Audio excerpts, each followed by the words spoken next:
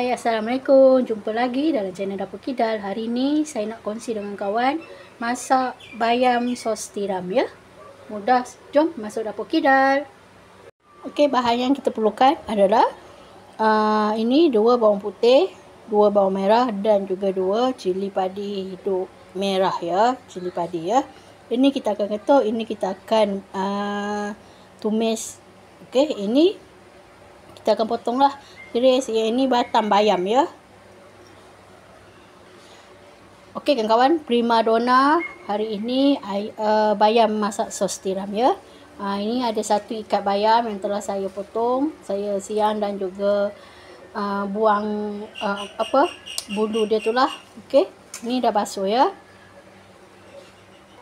Ini sos tiram ya. Okey, saya akan guna sedikit sahaja serta bahan perasa yang lain. Okey, untuk cili saya akan potong 2 seperti ini. Okey, sebabnya tak nak pedas sangat kawan-kawan. Okey, potong 2 sahaja.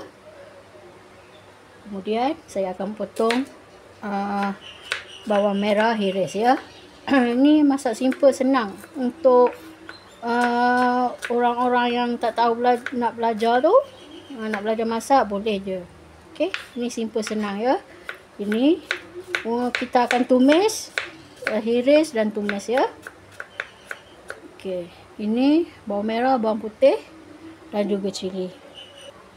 Okey, ini dah siap potong ya. Bawang merah, bawang putih, cili dan juga batang bayam ya. Dari 1 ikat bayam kita akan buat jadi 1 menu masakan yang simple, mudah, senang. Kawan-kawan, kita panaskan api. Ni simple, senang je. Kita akan tumis. Bubur minyak sedikit ya. Okey.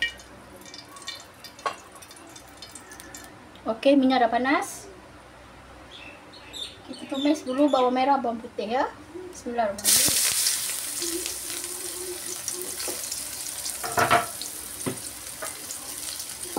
Okey. Kacau-kacau saja. Senang saja kawan-kawan. Okey, kita tumis hingga layu dan naik bau ya. Okey kawan-kawan, dah naik bau ya. Dah layu, kita masukkan batang bayam.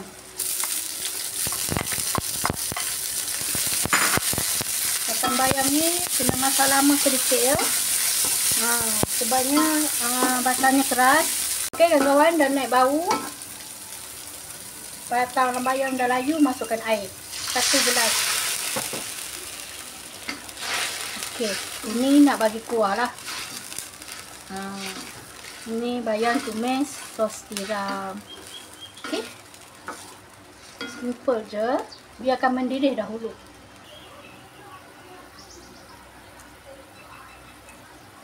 Okey kawan-kawan, masukkan sedikit sos tiram. Okey, sedikit saja dalam 1 sudu kecil lah. Kerana nanti kita akan bubuh perasa, jadi tak perlu banyak-banyak perasa lah. Okey kawan-kawan, dah mendidih, kita masukkan sayur bayam. Ini 1 ikat ya.